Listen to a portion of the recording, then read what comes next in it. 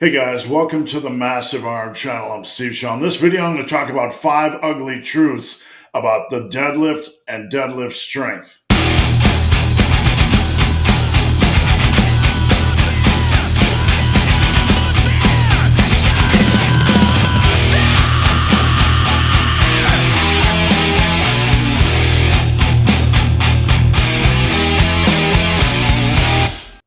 Before I get into this topic, if you have any questions or comments, drop them down below. The best topic ideas I turn into videos just like this. If you need coaching, check out the link down below. And don't forget, every Friday at 11 a.m. Eastern, I do Massive Iron Live here on the YouTubes. All right, let's talk about deadlift strength. I have some ugly truths. Back a couple years ago, I did 5 ugly truths about the bench press. And today we're going to tackle the deadlift. So let's get into things.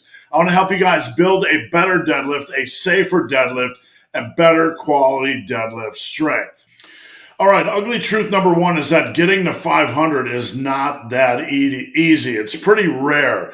In the world of coaching, I've been coaching full-time for a very long time. 500 is extremely rare. 500 is a wonderful, elite gym level lift.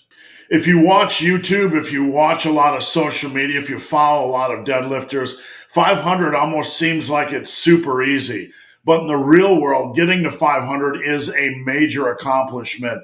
I want to set the table with this ugly truth as ugly truth number 1 because I want you guys not to get frustrated.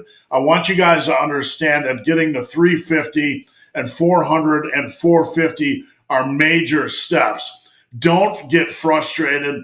Don't feel like you're an awful deadlifter if you feel like you're a mile away from 500.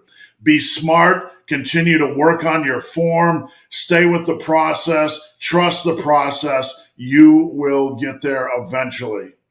As a big goal, I'd like you guys to focus on getting to 350 by 5, and then a next goal, 375 by 5. And once you get to about 405 by 5, you're well ahead of 99% of the lifters on the internet. All right, ugly truth number 2, beginners should start slow with deadlifting. This isn't something that's talked about a lot, but this is a reality. The deadlift is a punishing lift. It takes time to learn proper form. If you look at programs on the internet, novices should just grab the bar and start doing linear progression and beat the living crap out of their body.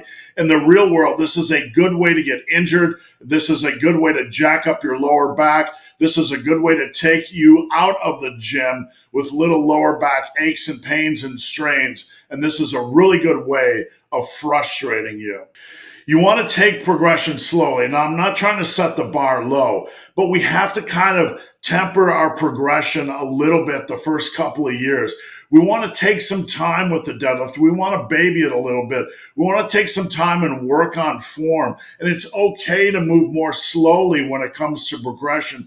Don't put the world of pressure on your shoulders. Just be okay with progressing slowly while keeping your lower back safe.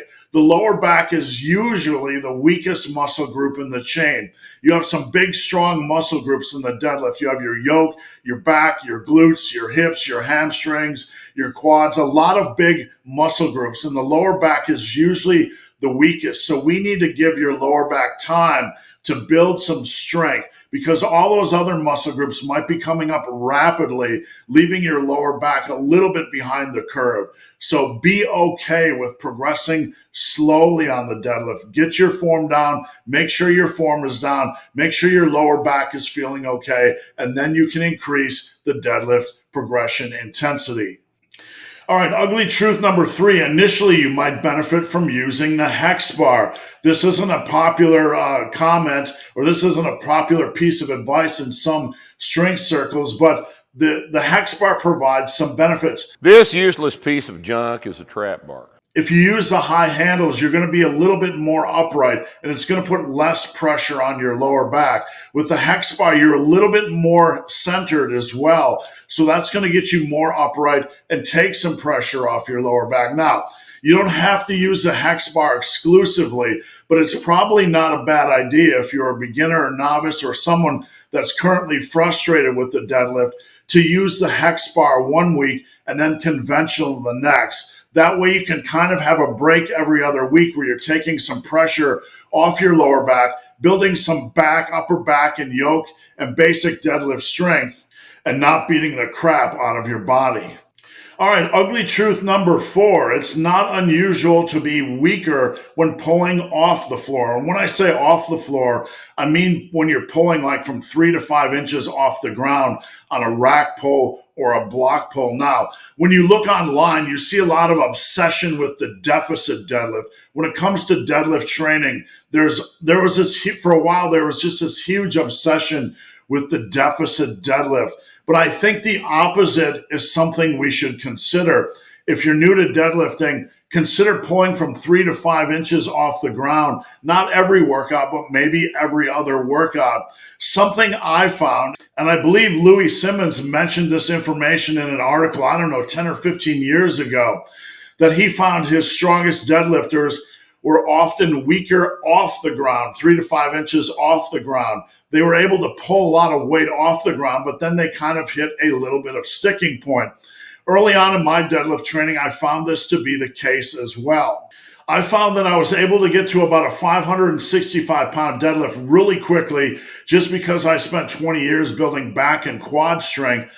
But when I moved to a pulling from 3 to 5 inches off the ground, I felt much weaker.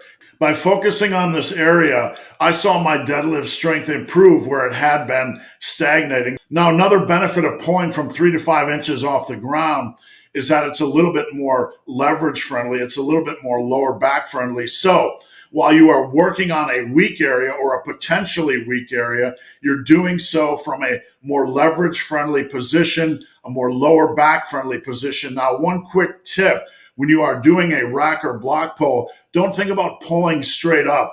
When you pull, think about pulling up and back. I find that to be a better form of attack when pulling from 3 to 5 inches. All right, lastly, ugly truth number 5, grip obsession can slow progress. This is probably going to trigger a few of you, but it's reality. Some folks focus so much on grip when it comes to deadlift that it actually hinders their progress on the deadlift. On the deadlift, we want to focus on safe pulling, right? We want to focus on building our deadlift strength. We're not doing deadlifts to build our grip strength. If you have grip issues, you need to get your deadlifts done with VersaGrip Pros or straps with grip support. And then if you have grip issues, work on your grip issues later in the week or later in that workout. If you are pulling with a weak grip and you risk having the bar slip or slide around or come loose, you're encouraging injuries. You don't want bar slippage on a heavy deadlift. So do not let grip strength hinder your pulling. You want to be locked in on your deadlifts. You want that grip support. We are building a big deadlift. And this point is extremely important for those of you that could care less about ever competing in powerlifting. To see guys that aren't interested in powerlifting worry about their grip strength to the point where they don't wear straps or VersaGrip Pros when they're deadlifting, and watch them weaken their deadlifts because of this, it just simply doesn't make sense. So guys, hope this video has been of some help. If you have any questions or comments, drop them down below. If you made it this far in this video and have yet to subscribe to my channel, please do. I'd appreciate the support. So guys, as always, thanks for watching. Have a great day.